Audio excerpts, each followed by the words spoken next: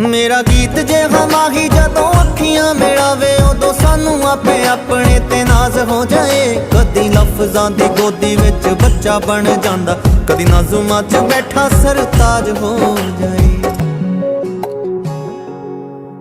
इसे आस च के आके जरा पुछेगा जरूर, ताही ओनू ओदी नज़म सुनाई जान के।